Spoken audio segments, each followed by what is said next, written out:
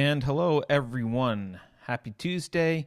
Welcome to Upstream on Unsafe Space. I'm your host, Carter Laren. You can follow the show on Twitter at Unsafe Show. You can go to unsafeshow.com. We've got a Facebook page now, thanks to Carrie Smith. So that's Unsafe Space. You can go to patreon.com/unsafe space. And we always make audio versions of these video shows into podcasts. So you can look for Unsafe Space on your favorite podcast app, and you should be able to find us there. So again, welcome. Today, I'm going to just do a very simple thing. I'm going to go through the testimony by Sundar Pichai, who's the CEO of Google. He testified today in front of the House Judiciary Committee, and it was about, three and a half, maybe 4 hours long.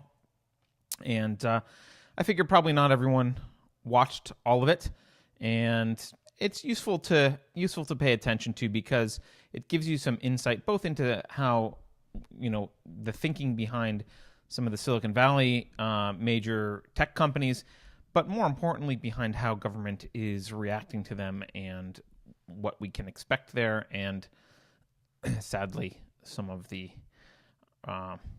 lack of understanding. Look at that, the doorbell rang as I'm doing the show. Anyway, so I unplugged the phone. I forgot about, I don't know if I can even turn off the doorbell. Anyway, I'm going to go through the Sundar's testimony. I took some notes. He was interviewed by a bunch of different members of the House Judiciary Committee.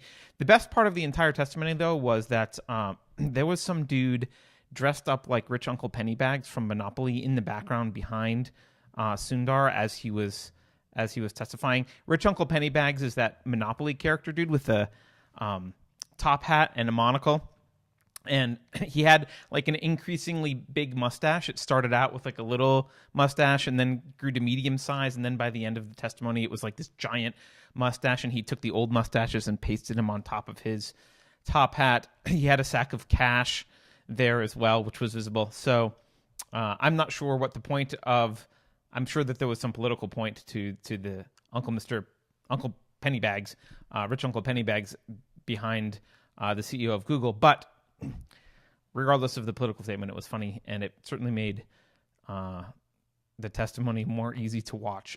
So let's just jump in here. First of all, I think it's important to point out here, Google is a very complex company, and there are a lot of different issues here, but there were two main themes that are kind of the consistent takeaway from these kind of hearings. We've seen it before with Facebook and others. And the main theme that was obvious if you were watching is that a lot of Congress people just don't understand how business works, how tech works, and they are inappropriately shocked by things that are normal. And, obviously if they understood how business worked, they would probably be in Sundar's chair and not an elected official. So that kind of goes without saying, I guess, that they don't understand it as well. The other big takeaway was the Democrats and Republicans were both very interested. They both had this clear vested interest in promoting their side without really a lot of adherence to principle. There was some talk about principles, but it was very much kind of concern about the Republican versus Democrat narrative, and really there's a hidden danger there, even if you believe in kind of forcing companies to balance viewpoints, and that danger I'll talk about in a little bit. But it's this, both Republicans and Democrats are part of this kind of omni party, and it really does make it difficult to have third viewpoints get voice and be expressed, and of course neither party really cares about. They would be happy with just Republicans and Democrats for the rest of eternity.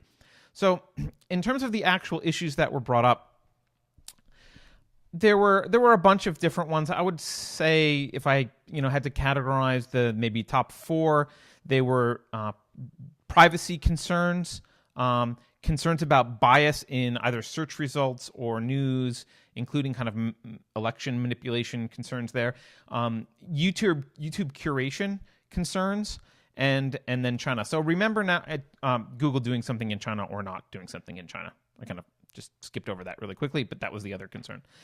And I'm gonna walk through so you'll hear what these concerns are. But those were the major categories. Just as a reminder, Google, for those of you who don't know, I know a lot of us think of Google as a search engine. Obviously, that's how they began. Google also has a huge ad network, which I think is responsible for a majority of their revenue. They also own YouTube, and that ad network is obviously incorporated on YouTube as well as other sites that aren't owned by Google. It's a pretty massive ad network. They also own Gmail and a suite of Google tools that a lot of businesses, particularly small businesses, but also just individual users, use Google's Gmail and the suite of applications like Google Docs and that kind of thing. They also own they're responsible for the Android operating system, which they supply to third-party phone manufacturers who then incorporate the Android iOS and they use it to run their hardware. And then I think Google also has a phone themselves, I think the Pixel, if I last recall. I don't know if they've shut that down, but I think it looked pretty cool last time I saw it, and it's not that old, so I think Google has a phone of their own as well.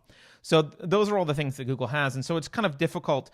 A lot of times these Congress people will be conflating different parts of the business, and it's not clear what they're really asking about, or but it's a pretty wide-reaching company, and so there's a lot going on at Google. So one thing to note is both sides all really thanked Google for pushing voting on people, helping people to vote, and I don't know why that's viewed as such a good thing, helping people to vote, but it is almost unanimously by society. Everyone thinks that everyone should vote all the time. I'm probably in a very small minority that thinks I don't think you should bother to vote unless you really care and have a deep understanding of the issues. And I don't really think voter turnout is, higher voter turnout doesn't actually necessarily give you better policies, especially when you have a lot of people, zombies, just pulling the donkey lever or the elephant lever, depending on who sent them to the polls. So anyway, we do, however, live in this society where everyone thinks it's great that Google tells you how to get to your nearest polling station and all that kind of stuff. So they were both very excited about that. So these hearings opened with Chairman, his name is spelled Good Latte, but I think it's pronounced Good Lat, but it looks like Good Latte. So Chairman Good Lat made an opening statement, and he talked about a couple things. One was the Communications Decency Act, which allows providers to remove or block illegal or harmful or objectionable material. Allows is a weird word to use there. I think he means allows them to do that without being categorized as an editor. So again, there's a difference for those of you who maybe haven't heard this in the past. There's a difference between how companies get treated, whether they are editorial, and an example would be the Wall Street Journal or the New York Times, where they get to choose what material gets published, and they have contract writers in those examples, or sometimes even staff writers who write for them, and they choose and they build the narrative, and they choose what to cover in their publication, and they're held to a different set of standards. They're liable for libel. They're liable for misstatements and falsehoods and that kind of thing. You can sue the New York Times, for example, if they print damaging and untruthful information about you. But there's a carve-out for the Communications Decency Act. There's a carve-out, I think it's Section 230. Someone can correct me if I'm wrong. There's a carve-out for companies that are just providing, quote, platforms. And those are, you can think of like YouTube. It's just, well, anyone can upload anything, and they're not really curating. And so he started out by saying, hey, well, you are allowed to do a little bit of curation and still fall in this Communications Decency Act Section 230 exemption. But, you're still allowed to remove some illegal and harmful stuff. It still doesn't count as curation. Anyway, so he said that. He kind of wanted Google to give transparency about some decisions and metrics that they use for things. which is, I think, inappropriate. I don't think the government can ask for transparency from corporations about their decisions. Their customers can, of course, and the companies can say, I don't want to give you transparency, and then you can decide whether or not you want to do business with that company or not. But for the government kind of pressuring corporations to be transparent about what might be their secret sauce or things that are of import to the company is really inappropriate, but that's the world we live in. And then he made some weird comment about, like, people are affected by search ranking biases. Like, if one thing appears before another thing in a search rank, that affects behavior.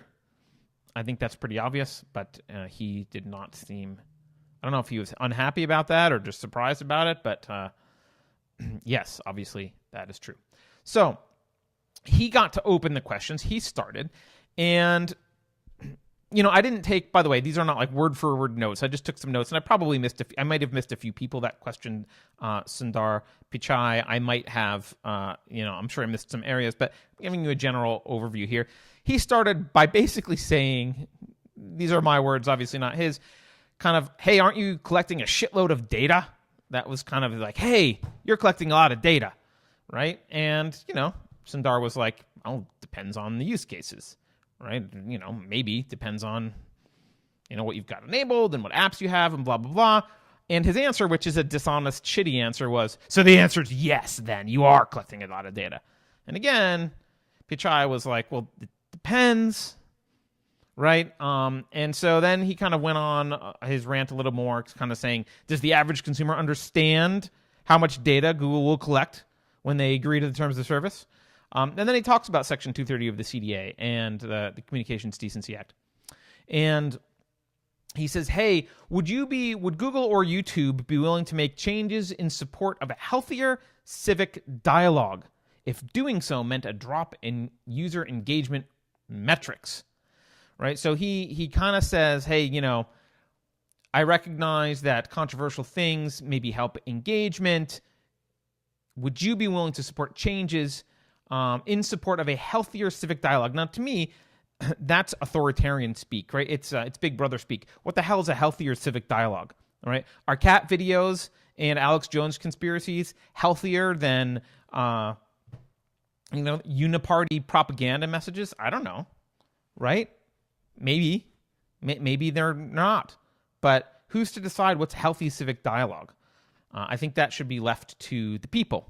But of course, the government thinks it's and Republicans and also Democrats, right? That the people in power now think that they can define a healthy civic dialogue, and of course, Google, being arrogant Silicon Valley leftists, think that they can determine a healthier civic dialogue. They know what that means. They know what a healthy civic dialogue means, and it means no Alex Jones or whatever.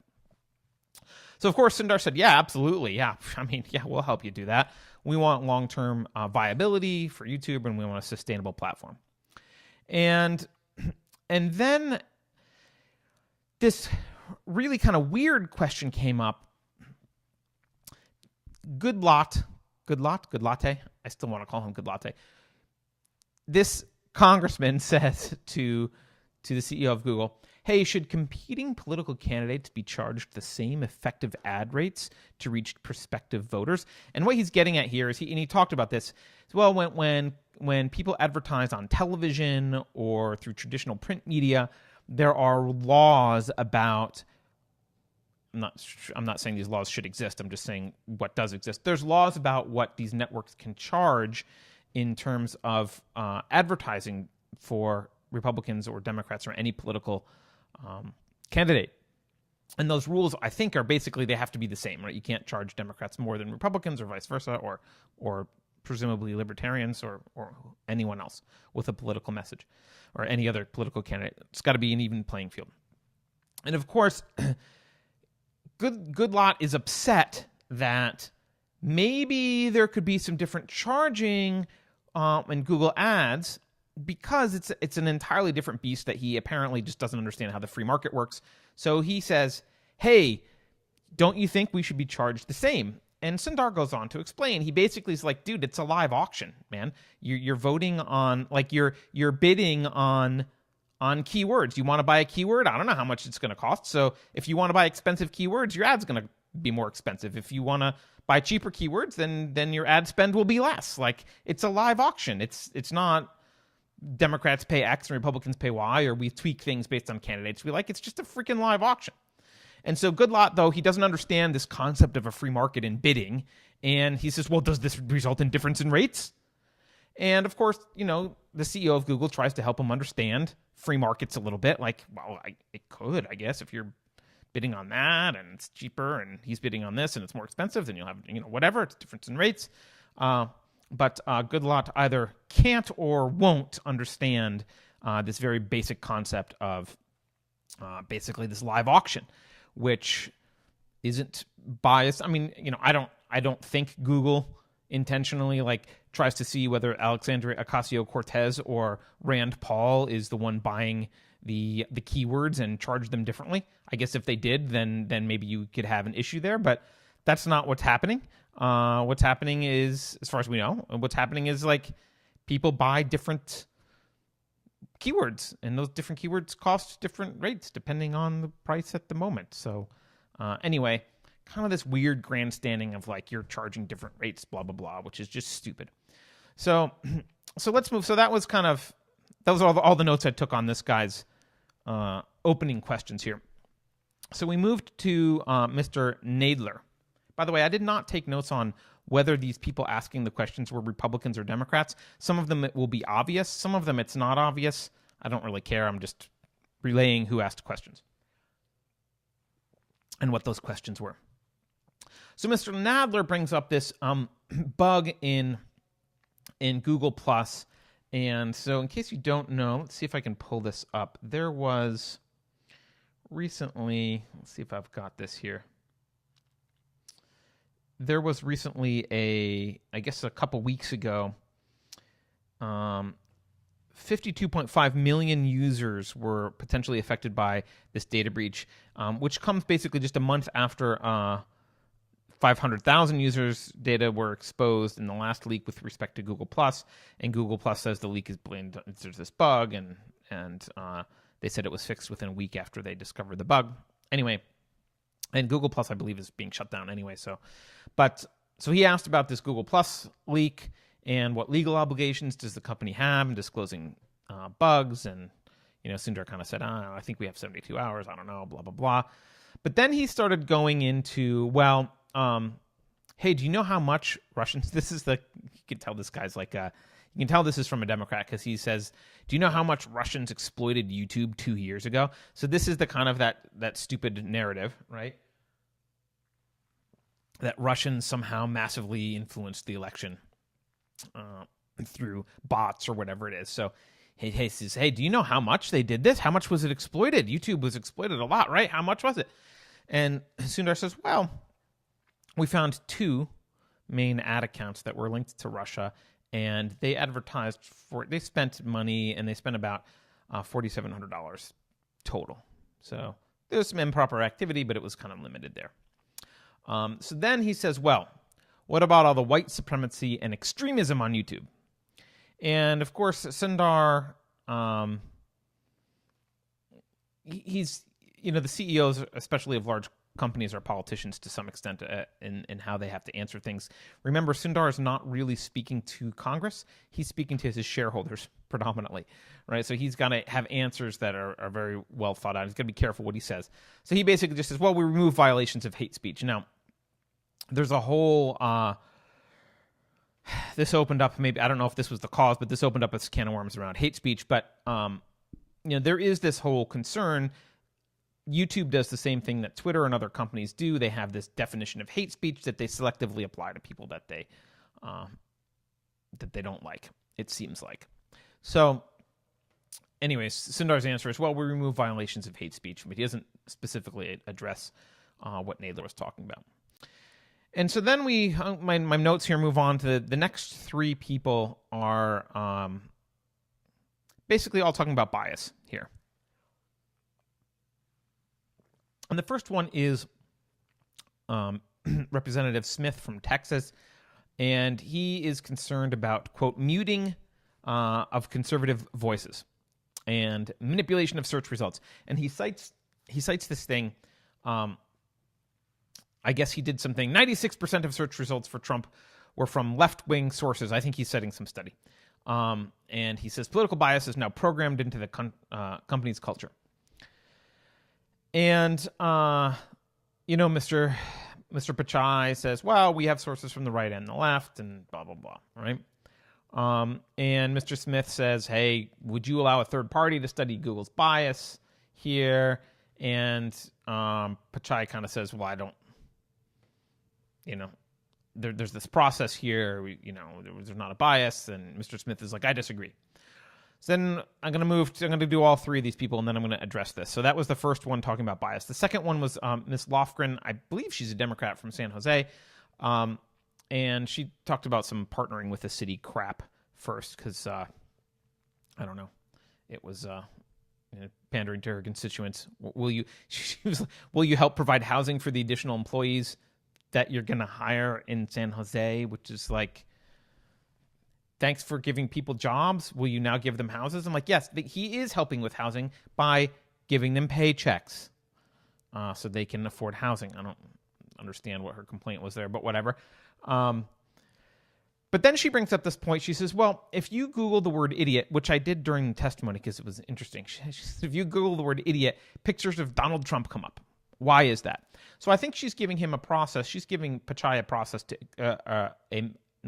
an excuse to explain the process here. And he basically says, well, this is kind of this compilation of what users are generating. Like, we just kind of go see what people are, people are tagging these pictures and what's going on. And we just kind of collate that algorithmically. There's not like, we don't have something that's like, oh, if it's Trump, he's tagged with idiot. Like, they're just crawling the web, seeing how people are tagged. And obviously Trump is very polarizing, and the very vocal left uses the word idiot a lot to describe Trump. And so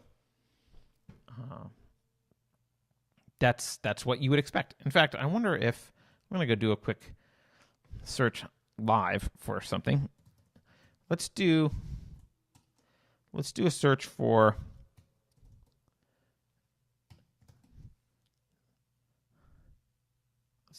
literally Hitler. Literally Hitler. We get some Hitler. And we get Trump. Oh, there's a picture of Hillary Clinton, it looks like, or someone. And there's Bernie Sanders. Oh, that's not Hillary. That's Angela Merkel. Anyway, he explains, look, this is just an algorithmic process. That's why it shows up. It might not be, in a year from now, it might not be Donald Trump that shows up when you Google idiot. It might be something else. And he actually cites an interesting stat. He says every day, 15% of the searches that Google sees are brand new, which to me is an astounding stat. If you think about it, you'd think, everyone must have asked almost every question by now. It's like, what new searches could there possibly be? But every day, 15% of the searches they see are new. If I understood that correctly, that's quite a stat. So anyway, that was Ms. Lofgren giving Sundar Pichai an avenue for explaining, hey, this is algorithmic. There's not bias here. But then Mr. Chabot from Ohio, who I believe is a Republican, he cites some examples of things that he thinks are bias. And it's amazing how much grandstanding there is here in these hearings. But anyway, of course he cares about his stupid freaking bill. He had some bill called the American Health Care Act that I guess he was involved in. And he was virtually every article that I Googled my bill and everything about it was an attack on our bill. And it wasn't until the third or fourth page that there was positive stuff on my bill, right? And then he said the same thing about a Republican tax bill. He says the tax cut bill, article after article attacking the plan, he says, right? And then he kind of mocks Google and he said, well, I understand, your defense is the algorithm made us do it. But I don't buy that. How do you explain the apparent bias? Right? So he's really concerned about these unbiased results here. And, on the heels of these three, Sundar's response, I don't remember Sundar's response. I'm sure it was political and, hey, we have an unbiased process, blah, blah, blah. But, I think we need to take a step back here because, first of all, let me say I do sympathize with the plight of conservatives in dealing with big tech and the media. And in some ways that I think Google specifically is problematic are really around their hate speech policy. And similar to how Twitter does things, YouTube has a policy that they, I believe, selectively enforce, and they shut down conservative channels much more than leftist channels, although I'm sure they shut down some leftist channels as well. But they appear to be biased in the application of their hate speech policy. And that's going to happen basically wherever you have a hate speech policy, because hate speech, as much as Sundar over and over again said, we clearly define hate speech as A, B, and C, blah, blah, blah, inciting violence. Sure, but it's like we clearly define hate speech with foggy term, foggy term, foggy term. It's like, well, it's not that clear, right? If it's a bunch of fog, and that's the clear definition of hate speech, you get a bunch of fog at the end of the day, which gives them a lot of wiggle room to selectively apply their hate speech rules. So I do think there's issues with Google. However, I think the conservatives here are, as much as I distrust Google's political ideology and their application of hate speech rules and all of that stuff, which I do, I think going after them for page rank stuff and Google News rank stuff, I think is naive, and I don't think it's Google's fault. And there's a basic reason for this. If you imagine Google as a perfectly objective search engine, right? If you imagine that they are crawling the web and crawling all the kind of major media outlets for news stories on a particular topic and presenting them whenever you search for something presenting them based on like popularity, basically, which is what Google does. Like which ones are people thinking are more valuable, right? So ideally, Google would be able to kind of crawl all the sources and then, and I think this is what they're attempting to do, and then kind of put the most relevant ones, relevant being kind of this mix of popularity and / approval sort of from the community as a whole, right? And they're going to crawl all these sources and they're going to put the links up there. Well, if you are in a world in which most of the journalism is leftist, if you're in a world where most of the journalists are Democrats, Google is going to be drawing naturally from a pool of left-leaning stories, because most stories are left-leaning stories, because most journalists and most major media outlets are left-leaning. And so if Google was perfectly unbiased, you would expect to see bias in the results that are shown that course, especially for news, right? So when you look for news, you would expect to see bias that reflects the bias that's in mainstream media already, because you'd expect a kind of broad sample and accurate representation of what mainstream media is talking about. And if mainstream media is on the left, then that's what you would expect to see. And just for those of you who maybe haven't paid attention to this, I pulled up some numbers. In fact, I might even try and put something up on the screen here. Hold on. Let's see. All right, so what you should see on the screen right now, and I know last show I talked about what was on the screen without really describing it, so I did a disservice to people that were just listening. So I'll describe what you're seeing. This is it's a measure. I forget even where this particular graph comes from, but I'll talk about a few different polls in a moment. Oh, I think this is a 2013 poll from ABC News and Washington Post. They did a national poll of 1,005 adults. And what they see is the percentage of journalists who are Republican is shrinking over time. And the percentage of that are Democrat is shrinking, but less quickly. And independent seems to be growing. And then there's other. I don't really know what independent means here. I didn't look into it. But basically this is a bar graph for those of you who can't see this. This is a bar graph, and there's a few different data points. There's 5 data points.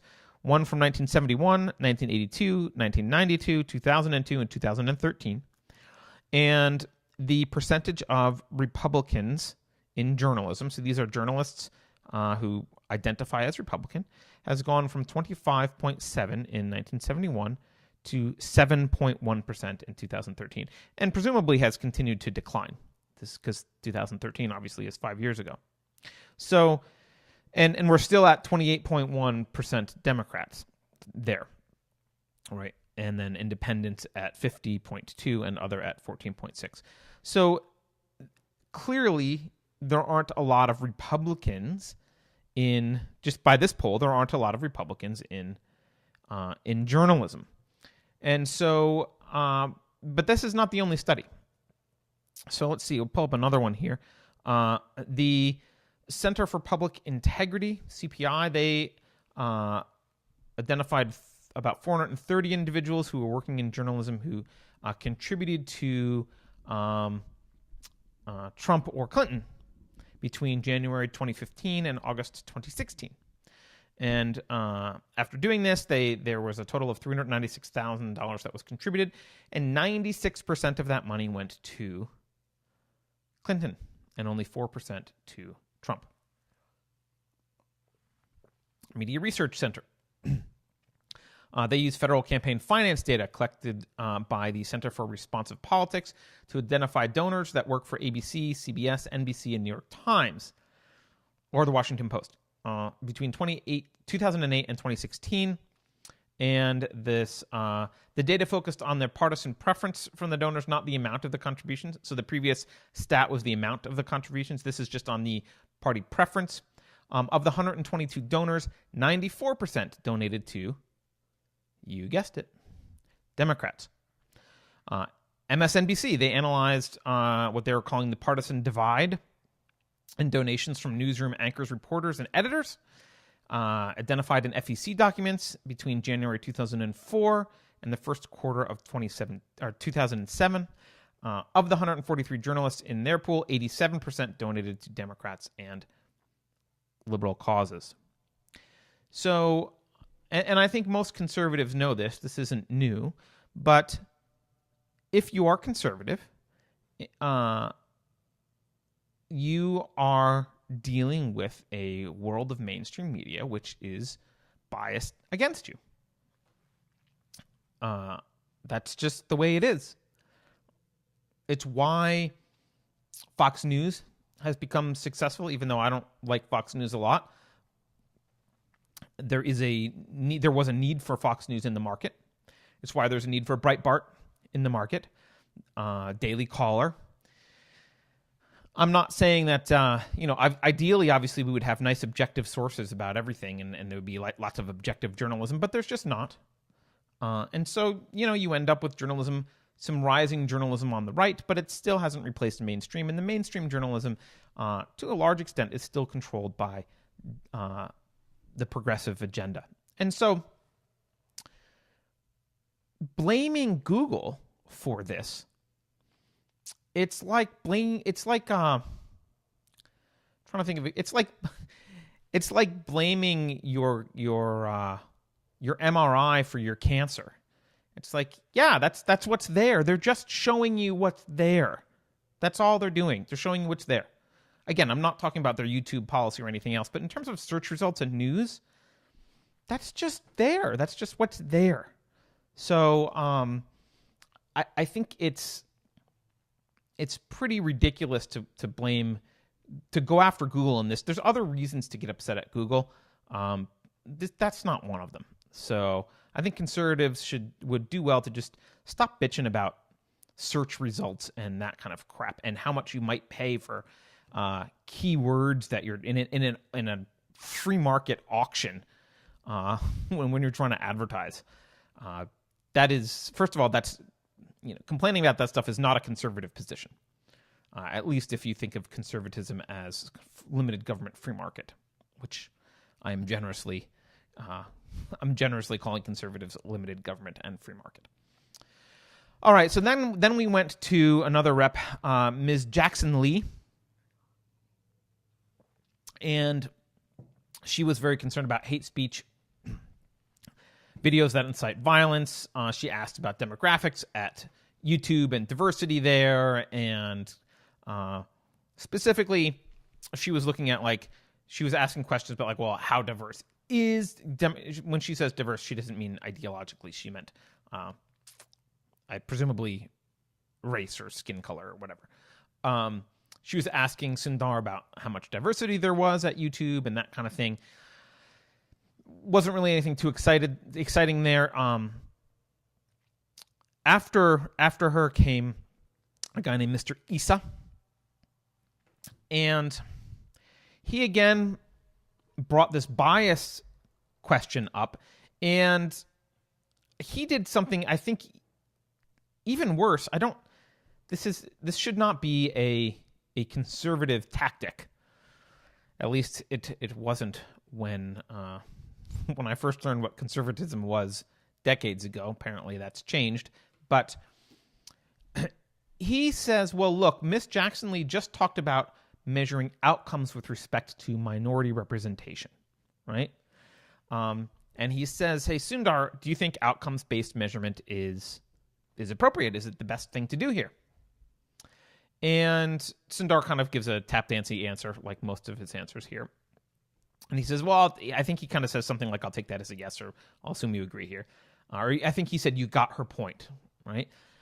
And so he says, well, if you're going to apply outcomes-based metrics to minorities, you should apply outcomes-based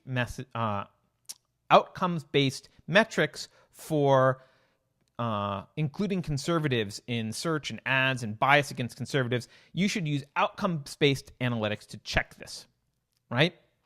And this is horrifying because for the exact reason that outcomes-based analysis is bad for anything, stuff that conservatives don't like, minority analysis and looking at the outcomes of how many people of a particular group are represented in some company. The same reason that conservatives would argue that that's bad, it's the exact same reason that outcomes-based analysis is a bad way to look at whether conservatives are being biased against in Google. Again, like I mentioned before, if Google, if you look at this and say, hey, I think there's a difference in outcome, well, the reason doesn't mean it's bias at Google. It could be that the news sources and the internet generally, at least a lot of the mainstream media and a lot of these sources are biased against conservatives. We know most of academia is biased against conservatives. I didn't pull up the numbers for academia, Republicans in academia, but they're just as abysmal as the numbers for Republicans in journalism. They might be worse, actually. And certainly academia is even farther left and more progressive. So, look, you're conservatives, guys, you're in this world where the mainstream and academia, they're against you. That's why you're seeing bias. It's not some secret algorithm. There's no if Ted Cruz then bash statement in some search algorithm at Google. So anyway, Pichai, unfortunately, he agrees, oh yeah, we should look at outcomes, right? And again, this guy, what's his name? Mr. Issa, he says, hey, we have got laws to protect minorities based on outcomes, so we should do it for conservatives. And, not only is this horrible for the reasons I just mentioned, looking at outcomes generally is bad, but it also now sets up this paradigm of this two-party system, right? I'm not a conservative and I'm not a liberal. And I know there's a lot of people like me who don't think they fit on that. We don't fit on this scale of conservative, liberal. We're somewhere else. I'm a libertarian type, limited government anarcho-capitalist, right? I'm not on that scale. I don't want wars. I don't want a drug war, and I don't want wars in Iraq. I don't want corporate welfare, and I don't want personal welfare, right? People that have those viewpoints. I'm pro-gay marriage, right? There's a lot of people that are in the category that I'm in who don't fit on this spectrum. And part of the problem is we're in this system controlled by people that view politics on this spectrum of left versus right, and it's the Democrats and the Republicans, and that's the paradigm that they want. That's the lens through which they view everything, right? And that's the lens through which they are trying to get Google to view everything, and they're trying to now they want to apply these standards to how Google search results turn up or their news results turn up. And how are we supposed to measure what's correct? How can someone say this particular set of viewpoints, this distribution of viewpoints, is the accurate representation of the distribution of viewpoints in America, right? The only way to do that is just to let people have their viewpoints and see what bubbles up, not to kind of start tweaking and saying, well, we don't have enough conservative people that like my act over here. We got too many people that like the Obama thing over there, and we need some more of that. And ooh, look, there's not a balance here. Like, there's what if you hate both your law and Obama's law, Mr. Republican dude who is just complaining about it, right?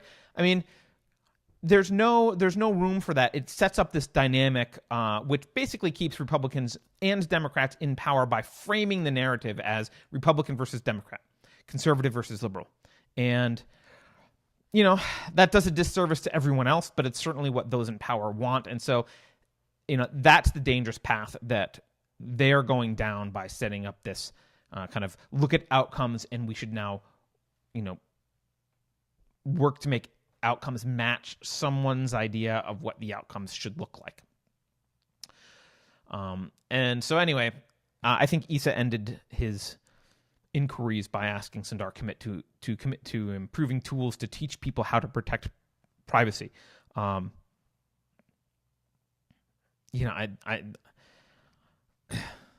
don't think Google should be compelled to teach people how to protect their privacy, but apparently a lot of people think that's Google's job.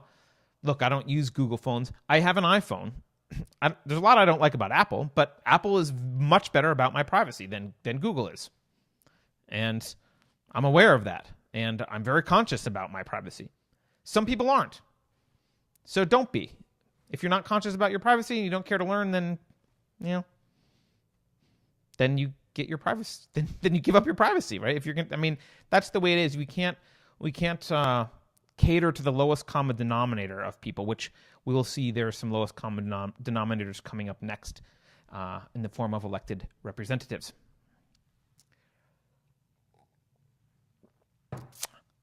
Case in point, Representative Cohen. He really, I think, is the poster child for out of touch old guys, right? He was like, I don't understand all the ways to manage my data. How about we have an online school? Not like Comcast. I mean, and he like something easy. I want to, and so Sundar is like, well, we have these online things you can go look up if you have, questions about privacy. We're trying to make it easy for people to understand. And he's like, no. I want individuals to answer the phones, not online. And it was like this old, like clueless guy who's like, I don't understand my newfangled phone device. I don't understand the privacy. I want to talk to someone, and they can't have an accent. Which he basically said, like, not someone I can't understand on the phone, but, like an American. It's kind of how I took it. Just totally ridiculous. Embarrassing.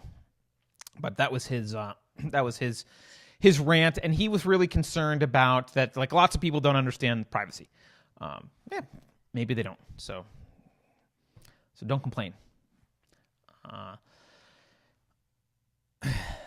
He also then talked about authoritarian regimes. Specifically, he mentioned Russian bots to manipulate YouTube algorithms and restrict accessibility of Democrat content and I guess he's a Democrat, and human rights groups. I wasn't aware that this was happening, but I guess people were like, I guess there's some bots he was worried about that are like downvoting certain content, and so it doesn't get seen. And he's claiming that some authoritarian regimes do this. Probably specifically what I was gathering from what he was saying was that there's human rights groups who are putting up content, and the authoritarian regimes that this content criticizes are having like paying for bots to like downvote it so it doesn't get seen. Okay, I mean that's certainly a problem. Is it Google's problem? I would say it's not Google's problem, except in that it's in Google's best interest to weed out bots, which I think Google already knows because they want authentic interaction. And if it's just a bunch of bots downvoting something, that's not good for Google. So they already have an incentive to fix this. But he specifically was like, well, what are you doing to address this problem? I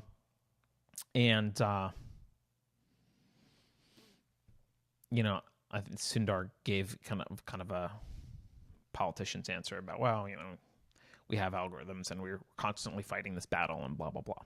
So, and the last thing this guy said, which is also funny, right? The conservatives are doing this, but I guess this guy's a Democrat, so he was also doing this.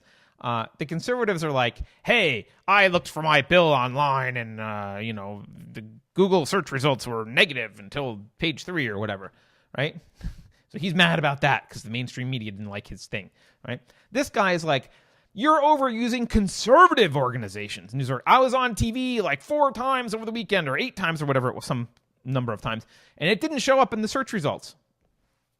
So I went and did the search results just while he was talking, and it dawned on me as I was doing the search results, like, of course it didn't, because the search results are print media for which they can, it's easy to search, but there aren't, like, he mentioned, like, I was on MSNBC or whatever. I'm like, yeah, those results aren't showing up for anyone because the results that he was talking about were based on actual articles, and so it doesn't include video content. But anyway, he was very upset about that, right? So he's upset that he thinks that Google is overusing conservative news organizations because I guess the Daily Caller or someone else showed up in his when he searched for his own name. But don't worry, politicians are very concerned about their own bills and their own image when searching on Google. So they got your back. So then we go to Representative Jim Jordan. Generally, I think Jim Jordan, I like a lot about Jim Jordan, and I generally think he's a lot of fun to listen to because he's usually, he presses issues. This one, I thought he was kind of a weak issue, but he complained that I guess the day after the 2016 election, this woman named Eliana Murillo, who was the head of multicultural marketing at Google, she emailed out this thing saying, they tried, but it wasn't enough for Hillary to win. Quote, we pushed to get out the Latino vote with our features in key states. And she pointed out that we support partners like Voto Latino to pay for rides to the polls in key states. And Jim was like, yeah, it's great that you got people out to vote, but in key states sounds like it's biased because you're like, what is key states and blah, blah, blah, and why don't you do it everywhere and yada, yada. Basically, after like a lot of back and forth, Pichai just kind of said, because Jim was really pressing Sundar Pichai about this, and he was like, is this true? Is this what Google did? And blah, blah, blah. And, eventually he kind of backed Pichai into a corner, so Pichai kind of had to say, no, she's wrong, and the company doesn't do anything like that. So I think that kind of fizzled out from Jim Jordan's perspective. But then, of course, Mr. Johnson, the next questioner, he gets in there, and he, of course, thinks he's going to jump on this now, and he's going to mock Jim Jordan. And so he's got a little gleam in his eye. He's like, hey, so is that email that she allegedly sent, is it real, or is that even fake news? Wink, wink, right, Sundar? That's fake news, those fucking Republicans. But of course, Pichai just said, no, she sent the email. So he moved on. That didn't work. So then he wanted to talk about the Google Plus data breach. And I mentioned some of these numbers before, so I won't go over into that. I think it's fine questions to ask about the data breach. That's fine. Then he kind of asks, there's a lot of really, really confusing misunderstanding from congressmen and women. They'll ask questions and they'll get answered. I mean, sometimes the Sundar is evading, and I get that. But a lot of times the Congress people just they're just clueless. So he says, how do you differentiate yourself from companies that sell user data? And Sundar says, well, we don't sell user data. And the guy responds, but how do you differentiate yourselves from the companies that do sell user data? I'm like, he just fucking answered your question, dude. Anyway, so then we go to this guy, Mr. Poe. I think his name is Ted Poe. And he was very... So there's some mock-worthy times. This guy, you could definitely mock some of the stuff he was doing. And I'm gonna mock him a little bit, but there's a caveat here. I was gonna mock him on, he really freaked out about how much Google knows about privacy. Private data that Google tracks. He's very concerned about that. But and I was thinking like, yeah, he probably doesn't give a crap about the NSA. Actually, shout out to some. I rarely have anything nice to say about congressmen, but this guy actually, I looked up some stuff. He actually gave Snowden credit, said we wouldn't know about this NSA stuff if Snowden hadn't released it, and seems to be very against the NSA stuff, which is great. So, but anyway, he kind of did this other like. He asked, does Google track my movements? So this is another one of these, like, I don't understand technology kind of things, and this guy deserves to be mocked for this. So he waves his phone, right? He's like, does Google track my movement if I go sit with my Democratic colleague over there? Yes or no? It's a yes or no question, right? Which he's wrong about. It's not a yes or no question, but he asks this, do they track my movements if I go sit? Just answer yes or no. And so Sundar says, not by default. But I don't know, you might have installed some app on your phone that would, right? Obviously, if he installed a, fitness app or something that was, some hyperlocation tracker, then it would, right? So Sundar's answer is, well, not by default, we don't, but I don't know. Did you install an app? I'd have to know details. And so the guy, of course, in his, typical politician grandstanding is like, so yes! Google does know. It's not a trick question. He basically is like, you make a lot of money. You make like $100 million. So you ought to be able to answer the question. Does Google know? Yes or no? Do they know if I move over to there? And so, again, Sundar is like, look, without knowing more details, dude, I don't know. So the guy gets even more crazy. He's like, does Google know? Ah! Right? And so Sundar's like, I generally, dude, I don't know. Right? I don't know if your fucking phone is like, I don't know what you've installed in your goddamn phone, you idiot. Except for he says it much more nicely than that, which is why he's the CEO of Google and not me. But he's like, I don't know, man. It's your phone. So then this guy is like, I'm shocked that you don't know. Which is just like, it's such bullcrap, right? He's either a moron or he's just grandstanding. So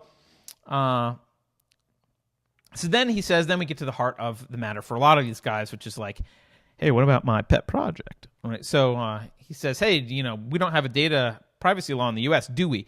And Sundar says, no. Now, I would argue that we do. It's called the Fourth Amendment.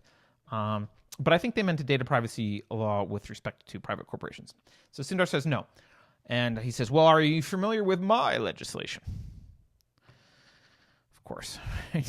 What about my little pet project, right? Sundar says no. And then he's like, well, I'm outraged that we don't protect privacy. And most Americans don't know what this phone can do. He gives a rant about privacy, says that he's going to send Sundar his legislation. And then he switches to, hey, by the way, what does Google view as objectionable content? And it's a weird transition. And Sundar's like, wait, what? Are we switching now to the, okay, got it. And they have this discussion on hate speech. And again, it's this kind of hate speech bias discussion, blah, blah, blah, that we've talked about. All right, so then we go to Mr. Deutsch. And he says, hey, Zuck was here recently. He says that Facebook's accountable for their content. So do some other people. Is Google accountable for their content?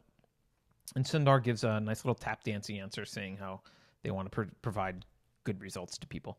And Mr. Deutsch says, I'll take that as a yes. Of course he will. So he then picks up his phone. A lot of people I hate when they do this, like, oh, on my phone I do blah, blah, blah. What about it? I'm like, it's your freaking phone. Anyway, so he picks, here's all the things on my phone that are paused. And he's like, it's like collecting data is paused on my YouTube and my whatever, right? Okay. So he lists a bunch of things that are paused. And then he says, but that doesn't mean you're not collecting data on me, right, Sundar? And of course, Pichai's like, well, it means we're not collecting data on you in those categories. You fucking moron. He didn't say the last part. And the guy's like, yeah, but you could collecting data on other stuff. I'm like, yes, obviously. Those are the things that are turned off. Do you have anything turned on? Did you allow it somewhere? Maybe. So then they have this discussion about data and Google getting location data and whether they get data from advertisers and all the stuff that they could possibly get. What's the difference between personal information and if you had just kind of some raw data, you could actually get personal info, even though you don't get it directly. So, for example, if you just had my location data, for example, you could tell where I lived because you'd see where my phone sits for most of the time and be like, oh, that's where he lives. And then you could probably figure out who I am and blah, blah, blah. So, there was no great answer to this. They agreed to do some follow-up. This is a much bigger issue than Google alone. But there we go. So, this guy comes back actually and asks some more questions later. He says, does Google collect information on the phone when there's no connectivity? And basically, obviously, that's not possible to directly do. But what he means is is the phone collecting information when there's no connectivity, and then packaging it up and sending it as soon as there is connectivity? They have this conversation about that. All right. By the way, Sundar says no. Generally, it's not collecting information when you don't have connectivity. But all right. Then we move to Mr. Marino, who tells Sundar that Google has a responsibility. Actually, I think he might even tell Sundar that he personally has a responsibility to American people to make sure that he educates them accurately. And this is the other thing that really bothers me, right? And to make sure that Google stays in, quote, the middle of the road. Right? Again, it's setting up this political narrative of there's these guys and there's these guys, and you have to be in the middle. And it's ignoring all these voices that aren't either one of these. There's other voices, and just because you're in the middle, it's this what is it? Isn't the Aristotelian the fallacy of the Aristotelian middle, right? The Aristotelian mean. Just because it's in the middle doesn't mean it's good. It doesn't mean it's objective, and it certainly doesn't mean it's kind of comprehensive in its coverage. So anyway, he rants that people don't read anymore. I think he's talking about Twitter, but he doesn't say Twitter directly. And you have a responsibility to, he basically says people will believe anything they read, anything that's put out by anyone, they'll believe it. You have a responsibility to educate them. I don't believe in the government defining what's right. So this is another thing. It's this weird, it's a threat, but it's veiled, right? You have a responsibility for the truth. I don't think the government should define what's right and wrong. We're depending on you. But if you don't, then we're going to do it. So anyway, and then he talks about this weird hypothetical thing, would you share information with the Chinese government if you were doing stuff, basically, and what can you do to eliminate hacks from other countries? It's stupid stuff like that. Google, by the way, just to touch on the China issue, Sundar said several times they're not planning on doing anything in China really right now. So then Miss Bass had the floor, and she talked about bots and troll farms. She said, what are you going to do to eradicate online trolls? I don't know that should be a goal, but online trolls are sometimes fun to watch. But I guess trolls are now bad, according to Ms. Bass, and people shouldn't be allowed to troll. She talks about Russian bots, and she says, well, what about the Russians? They ginned up white supremacists, and they stirred racial tensions, and for the 2016 election, this was a big problem. And Sundar basically says, we didn't really see a lot of that activity on Google's platforms. Sorry to burst your bubble. And she basically says, I want you to, you have to make sure you're adopting policies that ensure that the voice of online creators can expand. But she's specifically talking about people of color. She was very concerned about people of color. And to make sure that Google was, I don't know, she made it sound like they're marginalized if Google doesn't figure out how to talk to them in some way. I don't understand it exactly, but I think they both recognize that the existence of YouTube was good for marginalized groups because they don't have to go through any existing power structures. They can just put their content up online. Okay. Then Mr. Collins comes in. He talks about how perception is reality. Whether or not you're doing these things, perception is reality. And then he proceeds to ask, like, do you collect name, age, and address? And for every one of these answers, Sundar's answer is like, if XYZ, then yes. Like, if you've enabled blah, then yes, we do. So he's like, do you collect this? Do you collect search information? Do you collect GPS? Da, da, da. And every answer is like, if you enable A, B, C, then yes, we collect this. Okay. And then he says, well, what about data like Google Docs and email? Can you access that? Which I think is such a stupid question. So when you have Gmail or Google Docs, Google is paying, like Google is providing you with a server. You are buying a server and a service from them where you're storing their information. Of course they can access your information, right? Sundar says, obviously we don't. We have policies in place, which is the correct thing to do, right? It's like any organization, it's every IT guy shouldn't be able to just go read everyone else's documents without going through some process or policy, right? But of course they can access it. Why are people like... He acted surprised by this. Like, of course, yes. If you have Gmail, Google can access your Gmail. And they should have policies in place so that that doesn't happen by random people at the company, but only in cases where you need it to happen or they're helping you for something. Fine. But anyway, so he asks that. Another example of just this weird lack of understanding of tech. He asks, he said basically like how much other information outside of these things are you, outside of are you collecting any other information, blah blah blah. I won't get into the details there. And how many people understand that they can cut off this access to their information? And Sundar cites another interesting stat, which I think is quite fascinating and actually way more people than I thought. He says 20 million people a day make changes to their privacy settings. 20 million isn't it's not a lot when you're looking at the whole world of 7 billion, but it's kind of a lot. I mean, it's every day they make changes to your privacy settings. That's quite a lot, right? It means that, in what, 12, 13 days, everyone in America, including babies, are making changes to their privacy settings. That's pretty good. And so anyway, he's, Mr. Who am I talking about? Mr. Collins, I guess. He goes on to say, some people don't understand. Why does Google need all this data? And what do you do to minimize? And, Sundar kind of gives look, we store the data that they asked us to, like Gmail. And he kind of goes on and says, well, people don't understand that this collected info can be used against them. He's probably right.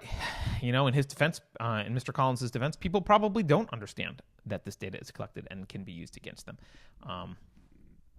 It's a problem. It's a problem between Google's users and Google. Not really a problem between the House Judiciary Committee and Google, because some people don't mind, right? I mean, we have an Amazon Alexa here, and we turn it off usually because we don't want it listening. And supposedly it only listens after the wake word, but also it supposedly listens after the wake word forever until you turn it off. So we often have our Alexa off. It's off now, which is why it's not responding when I say Alexa. But some people don't. Some people don't care, right? And they just leave it on for convenience. And that's fine. That's a personal choice. So anyway, Mr. Cicilline came next. He claims that Google favored their own products and services over rival products and services in page ranks. Sundar said they don't. I don't know. Next we go to, I think this guy was a Republican, Mr. Gates, Gaetz. And he was so annoying.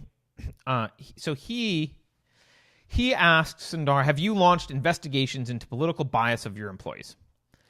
And Sundar kind of gave this non-answer directly, but said, look, they can't change algorithms easily. Like, we have processes in place. And he goes in and says, well, there's a resist group in your employee chat rooms. Did you know that? And Sundar's like, no, but look, we have procedures for changing algorithms. They can't, like, anyone can't just change the algorithms. And so he points out that, look, you have employees with biased opinions. And Sundar correctly, I think, says, like, look, we let people express their opinions. We're that's fine. They can express their opinions.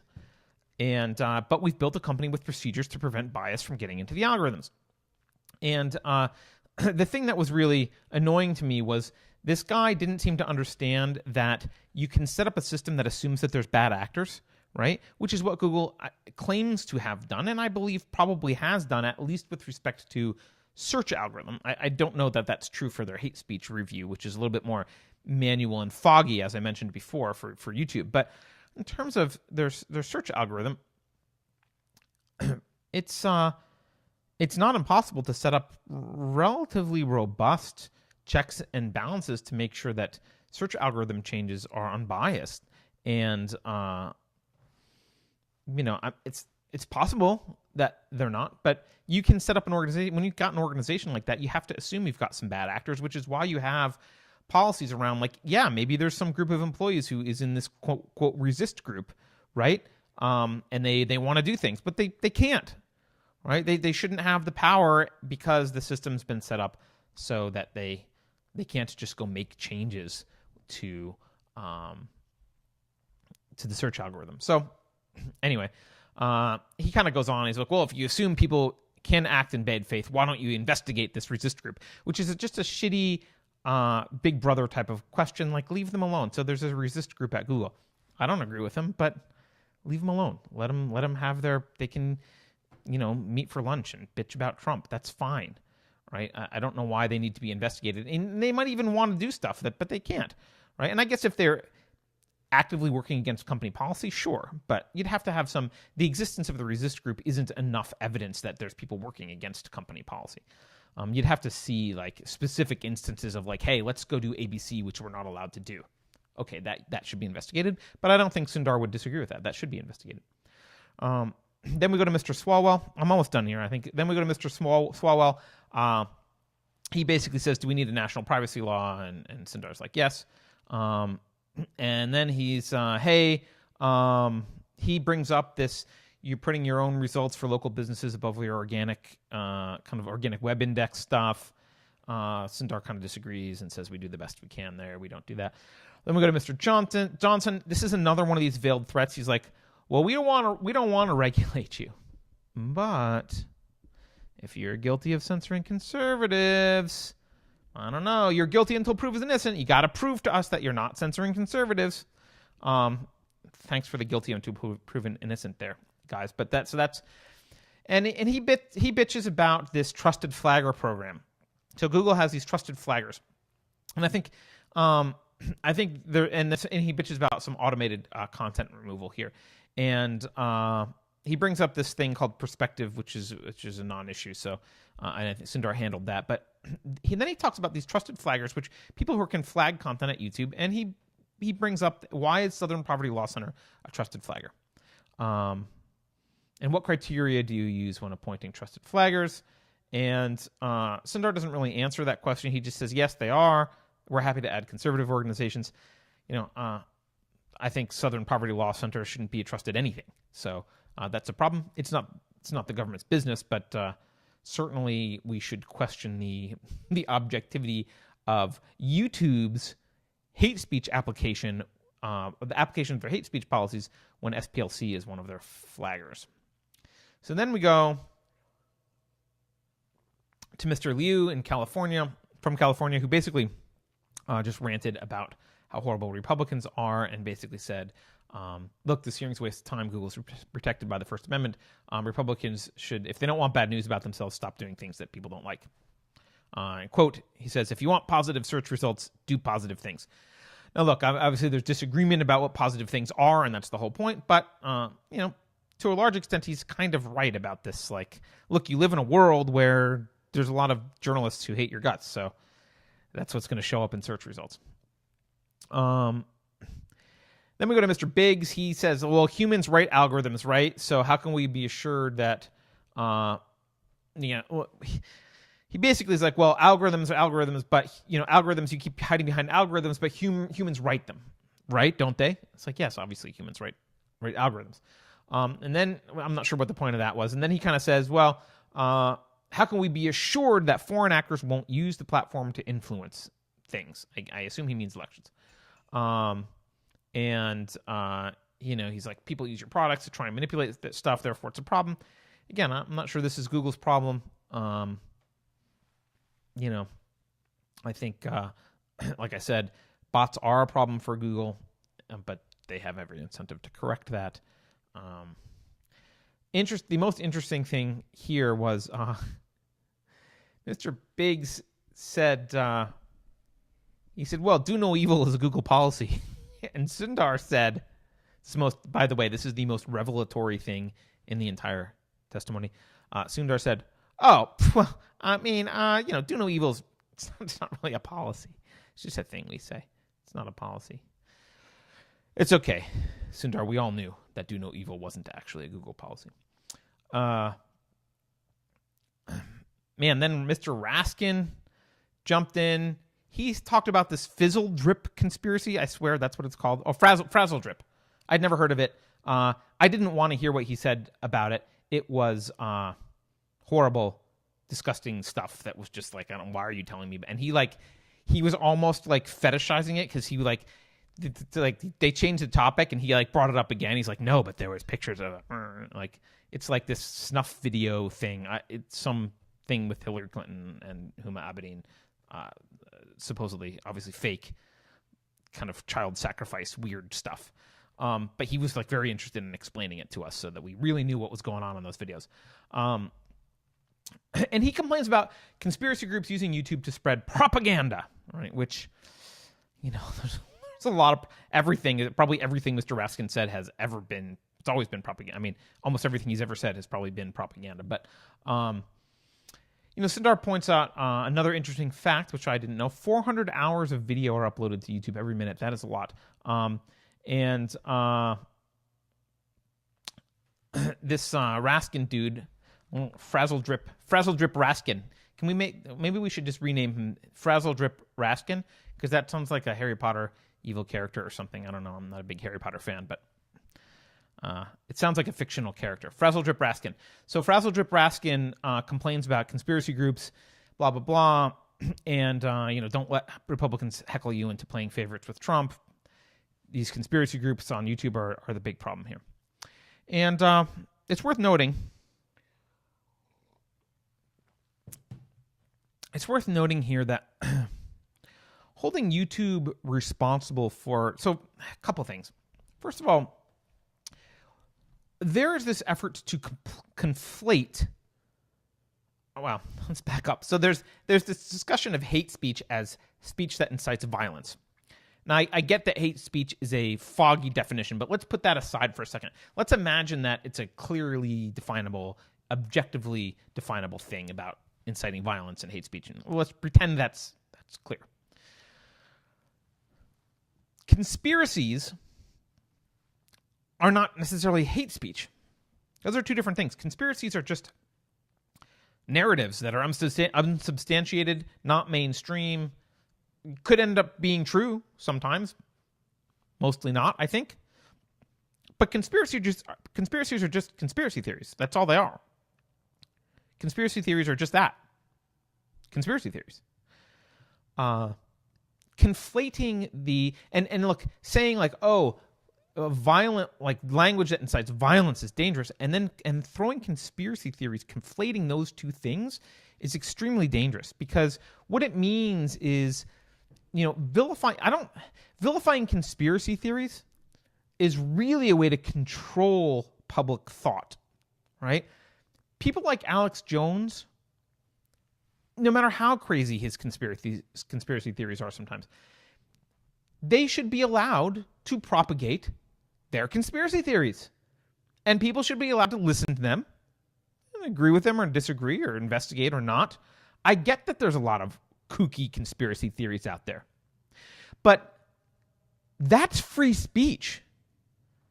There's that. It might be dangerous from an ideological standpoint. I get you could argue that a bunch of people will be duped by them. Yeah, sure, I guess, but that's free speech. That's nothing like inciting violence. Those are vastly different. And there's been this movement to conflate conspiracy theories. They throw them in the same category as like actual incitement of violence, right? Claiming like, let's kill all the blanks or whatever. They throw conspiracy theories in there, and they use that broadly. They use both of those things together as this like conspiracy theories and other stuff like all together, right? And that's very dangerous. And I think we need to be vigilant about protecting conspiracy theorists and conspiracy theories. They are fine. Conspiracy theories are anything that the mainstream narrative, that anything that runs counter to the mainstream narrative is a conspiracy theory. But if you don't want this kind of uniparty monoculture kind of big brother propaganda machine operating, you need to allow conspiracy theories to bubble and fester, and like sometimes there'll be grains of truth that come out. Sometimes they'll be all bullshit. That's fine. But it's a really dangerous path to start vilifying conspiracy theories. And that's actually one of the really tragic things about the loss of Alex Jones on a lot of these media. It's that it's done in the name of getting rid of conspiracy theorists. And, you know, that's not a noble cause. Don't think you're noble for getting rid of conspiracy theorists. You're the opposite. So anyway, look, I think if you are going to start holding YouTube responsible for every video that's uploaded on YouTube all the time, like if there's a conspiracy theory or someone does X or Y, if YouTube is going to be held responsible, then why can't we hold the government responsible for criminals driving from one place to another in order to, you know, hey, he got on a car, he got on a government road and drove somewhere and shot someone. Like, therefore, it's the government's fault because he was on a road and the government provided the road. And yeah, most people that get on the roads don't do any damage, but this guy did, and he was your responsibility, right? It's the same principle. So you need to give YouTube wide berth here. We can complain about their misapplication of hate speech and the foggy definition of hate speech, but you know, trying to hold YouTube responsible for this crap, it's a real problem. All right, so let's see, where are we? Miss Handel was next. She talked about ridiculous stuff, asking like differences between Google Suite and Gmail and access to her data. Again, she was one of these like, oh my God, Google has access to my data. I'm like, yeah, you store it on their servers. What did you think? Then Representative Jayapal, she went into a rant about forced arbitration, and she really doesn't like that Google uses forced arbitration for their employees in many cases. I don't want to get into it. I don't think super interesting. Also, it's just another overreach of government telling them what they, telling companies what they can and can't do. She did say something that I think is annoying. She was like, I think we can all agree that the argument that eliminating forced arbitration threatens innovation should be dismissed out of hand. Yes, we can all agree with the conclusion that I haven't proven. We can just dismiss it out of hand. Counter arguments. Anyway, then she talks about moderating hate speech, and she again talks about promoting conspiracy theories as a problem, right? And it's again this conflation of hate speech with conspiracy theories, and like I said, that is very, very dangerous. Then she's like, yay, Sundar, you're from the same state that I am in India. Okay, great. Then we move to Mr. Rothfuss. He basically said, hey, some engineers at Google discussed potentially manipulating search results to influence the election. They thought that they could do this. Do you believe that Google is that powerful? Sundar kind of evades the question. He's like, well, people get their information from lots of sources. Look, obviously Google's that powerful. If they actually wanted to manipulate, they could. And are they doing it? I don't think we've seen evidence that they're manipulating search results. I think they absolutely are manipulating YouTube. And then he says, does Google do anything to ensure ideological diversity among employees and decision makers? Obviously, the answer is no. We go to Ms. Demings. She was concerned about privacy and what she called predatory advertisements, which I think is not a valid philosophical. It's not philosophically valid as a term, but predatory advertisements. Hey, do you want this thing? I guess if it's a lie, but she was very concerned about how Google makes sure that poor and affluent communities get treated the same. Then we go to Mr. Gomert. Gomert was, again, pissed off that the Southern Poverty Law Center is a trusted flagger on YouTube. He says they stir up hate speech against Family Research Center. And and he says, and guys go in shooting. I don't know. I guess maybe there was a shooting at Family Research Center. He basically says, look, if you put the trust in the wrong people, like SPLC, you should be liable when they're liable, Google. And complained about the post-election Google video that I did in the show on earlier. And like, how can you not? He basically says, like, you don't have a clue how politically biased Google is. I think he knows how biased the employees are. He's just thinking that in terms of the search algorithms, they're unbiased, and thinks that the systems they've got in place are sufficient to protect against manipulation through bias. He complains about Wikipedia being biased. Again, Google considers them trustworthy, just like SPLC. He says they're biased. And again, when you should be liable when an entity is liable. So if someone sues Wikipedia or SPLC for something and wins, Google should be liable for relying on them also. Then we go to Mr. King. He says, how many staff and who is it that establishes the parameters by which algorithms are written? Sundar says there's over 1,000. Then he says, like, how do you hire them, internally or externally? Like, stupid stuff. But then he says, well, do you spy on them? Basically, he's like, well, have you looked at their social media? Right? And Sundar's like, no, but, we don't spy on their social media to decide whether they get these jobs. But, we have objective rules in place, and we've got a system, and so they can't blah, blah. And so, again, there's this kind of like... this comes not just from conservatives, it's from both sides. There's this like magic wand, this like magic view of stuff. And they're like, well, we think algorithms are written with built-in bias against conservatives. And my question back would be, how? How do you think, like how?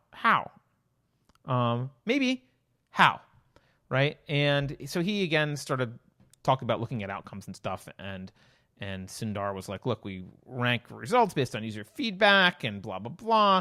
But this guy wanted to see he wants to see Google's algorithms, which is like totally inappropriate, and or personal info on the teams that can touch them. And again, it brings up this question: who determines what balanced social media is? Right? Is it a good mix of Republicans or Democrats? That's balanced, because it's not balanced to me. I don't think that's balanced. I don't want just Republicans and Democrats. So it again sets up this two-party. It keeps the two-party system in power by setting up that paradigm. Then Mr. Rutherford from Florida came in. He complained about Google's 20-page long privacy policy and how no one could understand it. So, Mr. Rutherford, yeah, 20 pages is a long privacy policy, and it is unreasonable to expect people to understand it. Did you know, Mr. Rutherford, that the U.S. Code, which is all the codified general statutes, is contained in 356 volumes, and it takes up 55 feet of shelf space, right? So the code part itself, without the annotations, is 35 volumes and around 1,200 to 1,400 pages each of those 35 volumes, including a 6,850 pages of index in 6 volumes of index. And one volume that's nothing but a 1,400-page list of other public laws that haven't been codified, like the budget and stuff like that. So there's also a Code of Federal Regulations for another 20,000 pages. So, look... Yeah, Google, it's easy to say, hey, you guys have this 20-page long privacy deal, and we're worried that the average consumer can't understand this. Well, you know what? What's the damage to an average consumer if they don't understand it? They don't buy the phone, or they do and get some of their data released? The damage to not understanding the U.S. code is you go to jail, right? Those are laws that you can get thrown in jail for violating, and it is orders of magnitude more complicated and worse than Google's privacy policy. So I think it's a bit rich to complain about that. Also, this guy is just kind of confused. He was like, he didn't seem to understand what info he was giving up. So then we get to Mr. Roby, or Ms. Roby. She also says, look, everything's complicated. Privacy's complicated. You should do more. And then we finally end. Mr. Good Latte, as I like to call him, Mr. Goodlot, comes back at the end and is like, hey, who makes the judgment calls on content? I think he's talking about hate speech stuff again. And Sundar's like, oh, it depends. But it's clear and people can contact them. I think you're wrong about that, Sundar. I don't believe it's very clear, and they seem to be very good at ignoring appeals, or just describing why someone was banned or ad limited or anything on YouTube. So anyway, that's kind of the summary. I know I went over. I went over by almost a half an hour, but I think it's important to see just kind of what questions your representatives were asking Google. The summary here from my perspective is both Republicans and Democrats love the idea of